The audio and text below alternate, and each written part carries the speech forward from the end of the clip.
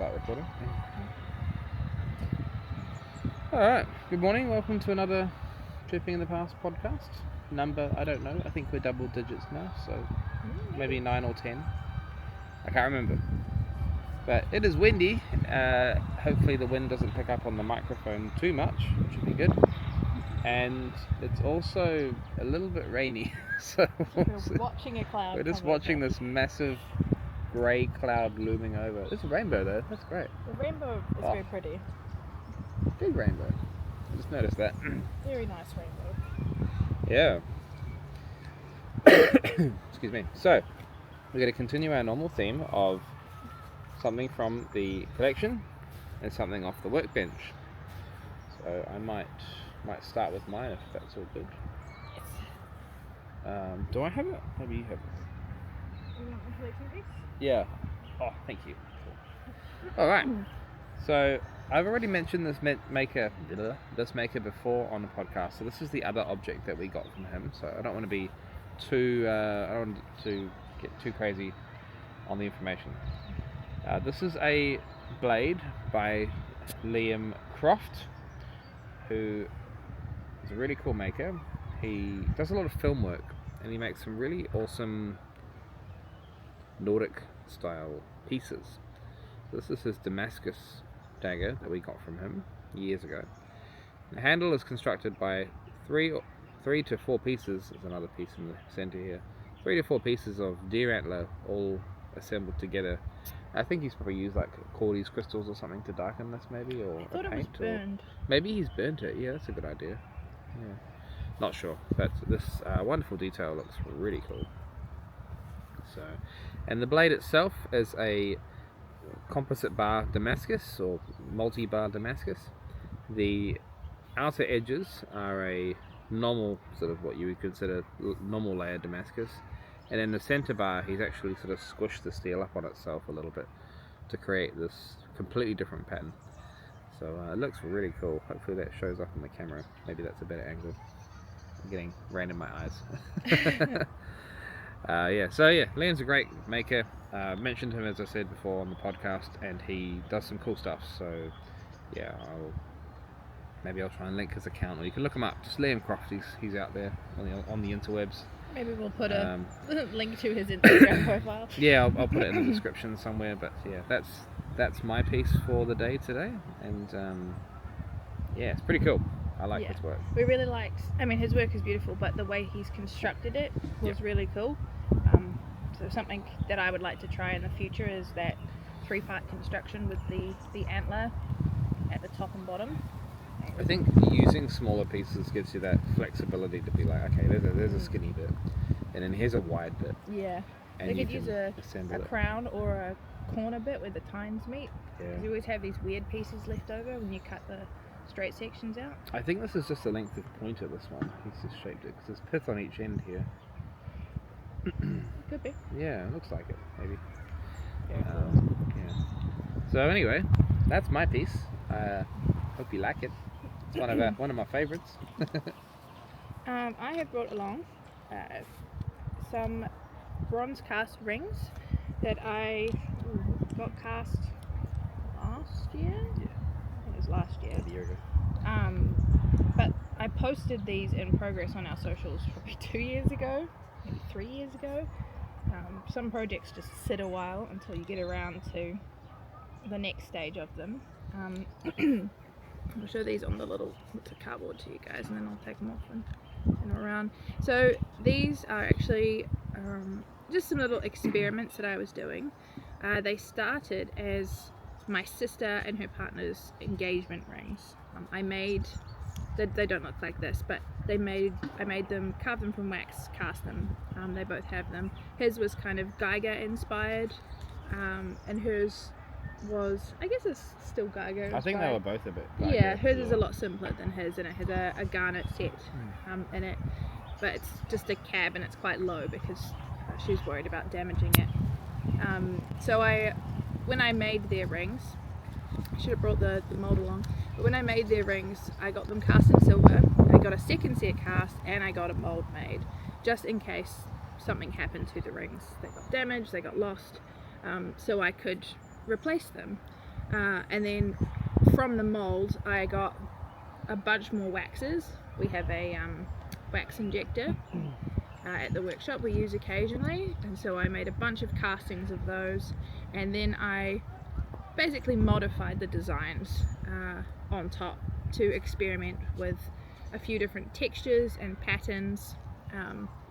They're all quite organic sort of things. So we've got like a morel mushroom here. This one was meant to be like dragon scales. This one was kind of tentacles. This is another kind of mushroomy texture. And then the top one was kind of lichen-y. And then the small ones, these all just kind of had a central form because it's based on Jess's ring, so they come to a midpoint. And most of these have been stained or patinaed. The top one here, this is what the bronze looks like raw. I haven't done anything to this, straight out of the casting. So that one's still waiting. Yeah, it's pretty kind of cloudy coloured when it comes out of the casting, eh? Yeah, it's a matte finish, so you have to polish it up, and it has quite low contrast on the pieces. Yeah, but the rings, I had done wax carving before, and Jess asked me to make them for them. But I would say, you know what, I have the time. We have recently acquired the wax injector when I decided to start playing around with these, and we were doing a few other experiments in wax at the time, so I made them up. The intention was to get them cast and sell them on the year that I made them, but all good things take time. And I just didn't get around to sending them away to be cast, because it's more efficient than us doing the sand casting at the workshop. Technically we have a centrifugal setup, but we haven't actually used it since we I know how to use it. I used it up in jewellery school, but it's just easier to send it away. It's kind of like such a crazy time thing now, where you spend so much time advertising and doing the marketing and video documenting the process, and then you have to, by the time you get down to making the thing, it's pretty like, I haven't got much time. It's pretty time heavy. If you're doing casting, I need to get all my waxes. You make, I don't know if you guys would have seen them, but if you're doing them in a flask, you make up what's called a tree. So you have a wax cone at the bottom and then a straight section. It kind of looks like a funnel, but it's solid. And then you attach all of your rings to the side of it, and then you put it into a steel flask. So it looks like a steel bit of tube. They usually have some holes in the side, and then you pour plaster into that, and then you melt the wax out. And then when you put it in the centrifuge is basically an arm that spins. So you put the flask in one side when it's hot, and then you have a crucible on the other, and you pour the metal into the crucible, and then you pull a pin and it shoots the metal into the flask as it spins. As it rotates. But you got to do the flasks like a week in advance to let the plaster dry. It's like a mini version of those space training program things where they make cosmonauts or whatever they are, spacemen. The G-force training. Just the G-force training. Except it's That's what I think those are, like That's what's happening. But it's just you gotta make it worthwhile if you're gonna do it, and probably do a day of casting, right? And we got lots of things on, so we just sent it away, and it was cheaper to get them to do it than spend 3 days casting things ourselves. It's very windy. But these were fun. A lot of adding and subtracting wax. So these were just another one of those side quests that you do when you have a hobby or a profession that is easy to add skills onto. Something Shay and I both have a fair amount of experience with. We see something cool and we're like, I could do that. I need 100 hours to be half decent, but I could do that, Maybe. Maybe 100 hours. 100 hours is to understand the concept, not to produce work that is as good as the things that we want to. But it's a skill building thing. So we're always trying to do new things where we can. And then if we have enough interest, we offer them as classes. It's kind of a roll-on thing as we go. We just haven't had enough interest to do things like this as a class, particularly with the way we structure things, we've stopped doing evening classes, so it would have to be like a 2-part class where you come for one weekend and make the waxes, and then the second one we have the castings back and you I mean, haven't it's finished sort of them the up. format that a lot of jewellery places Yeah. teach in general. Yeah. So we just haven't. Our focus has been knife making, so we haven't done as many jewellery classes like this. I know there's a few places you can do it. I think the Learning Connection still offers a class similar to this. Workspace Studios. So if you're Wellington and you want to do it, those 2 places have casting classes. Yeah. We just haven't had time with all the things we're doing. But wax carving is really fun, and we did technically teach it when we did our sword workshop in January. The skill building class for the sword workshop, we used wax. I made a slightly more pliable mix than the jewellery wax. It was a bit softer because we were going quite you can thin. kind of carve it away with like a craft knife. Yeah, and we Quite did nice, all of our soft wax. sword fittings out of that and had them cast, sent away and cast. I did notice we get a bit more shrinkage or like A little bit. pull Yeah. when you do a bigger casting. Some areas deform a little bit more on the surface just from the metal, the amount of heat and You'll mass. find that the hard wax will do that anyway sometimes. Yeah, no, I think it's just the mass size, not the wax. Yeah. Used. Yeah. Just the mess. But it worked really well, and it was nice to be able to do the fittings in wax because people could make mistakes, and then we could melt it and have another go with another bit of wax. Do it again. So yeah, skill building's that avenue that it's quite a risk reward scenario where you'll pour heaps of hours into something and it may not give you the results you want. I think a lot of people are conditioned to like that kind of like not really a 9 to 5. I don't know how I'm saying it, but the idea that if you put the hours in, you'll get exactly what you want, and that's far from the truth, unfortunately. You might get exactly what you want, but it's not necessarily guaranteed. So a lot of people dip their toes in and then get maybe disappointed. Maybe the thing they did didn't meet their expectations, and they just feel like, I don't want to pursue that anymore. Which is fine. Like, you're welcome to do that, but sometimes you gotta understand that things don't go perfectly, and you gotta stick at it.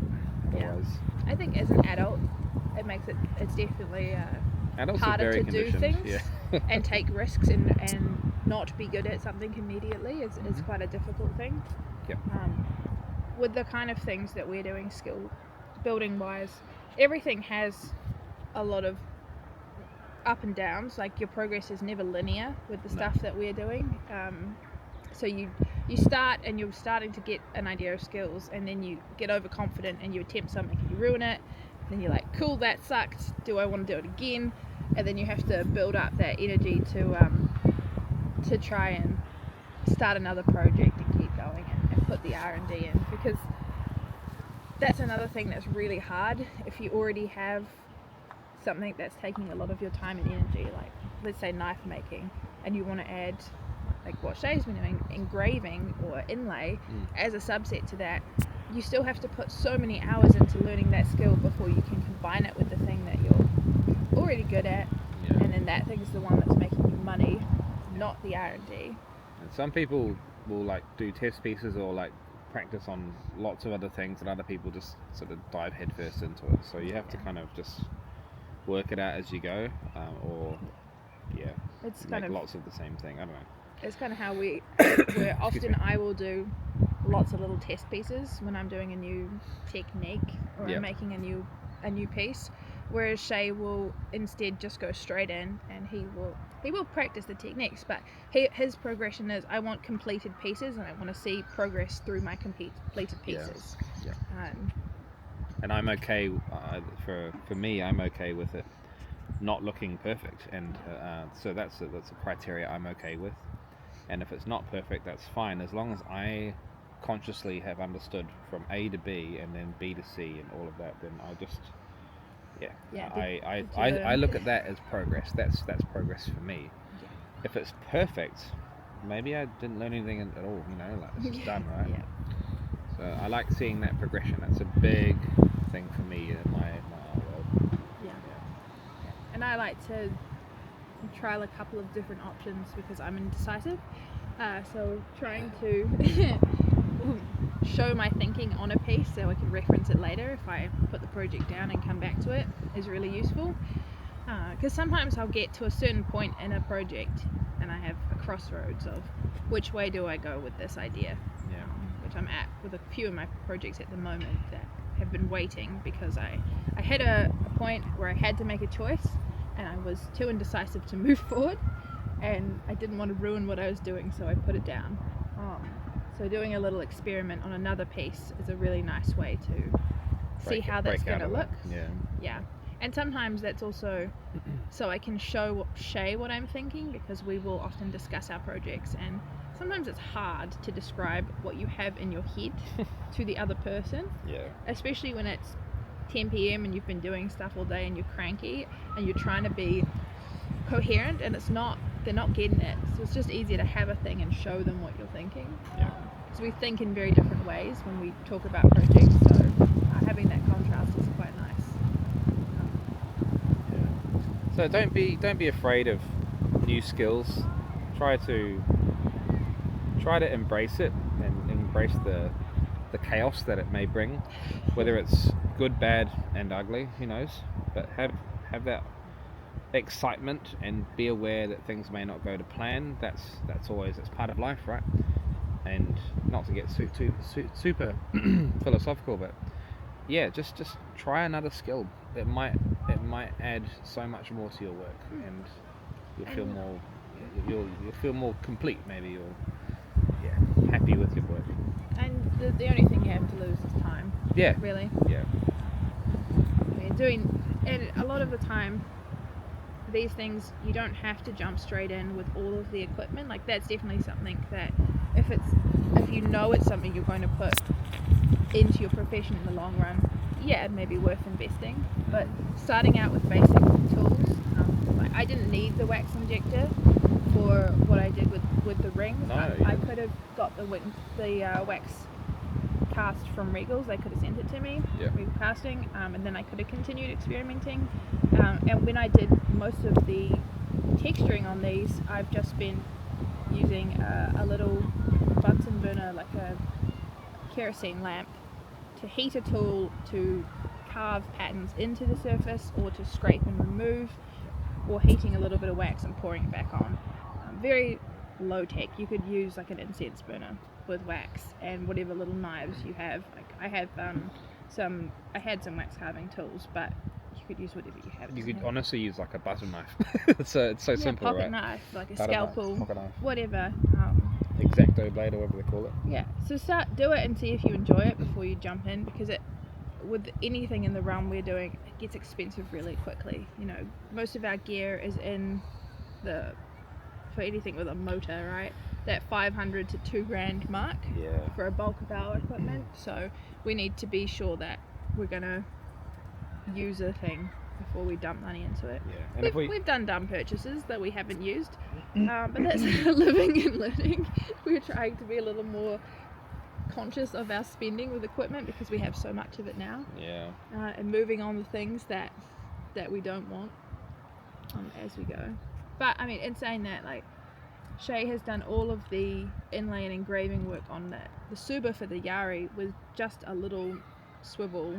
A little ball vise. Ball vise. Yeah, so it's the smaller kind. So it's like a ball shaped thing, and it sits in a little housing, and then it's got a little vise thing on it, and it just clamps and holds everything you want. It's great. Yeah. And I think, but for the next project, we need a pitch bowl for what he's doing, because it's just, the Suba was massive. I just didn't think about how big everything would be. Yeah, it's like twice the diameter of the ball vise when you had it finished. It was fine when you were individual components. Suba was about 80 millimeters in diameter, and then ball vise was about 50, 50, 60, something like that on the face. And so we need a pitch bowl, and that's an investment we need to make, and that's fine. It will be used. I will get one soon. Pitch bowls don't really wear out either, so that's a good thing. We might cut it short here today, guys. The weather, it's really picking up. Doesn't seem to be getting any better. Shay's little. My glasses are like so wet right now. I don't know if anyone can see anything. Oh, hi. The birds are upset too. Yeah. We're going sideways. But thank you for joining us this week. Hope you enjoyed the chat. Yeah. And we will record another one for you shortly. Yeah, we'll see you another time. Thank you. Bye. Bye.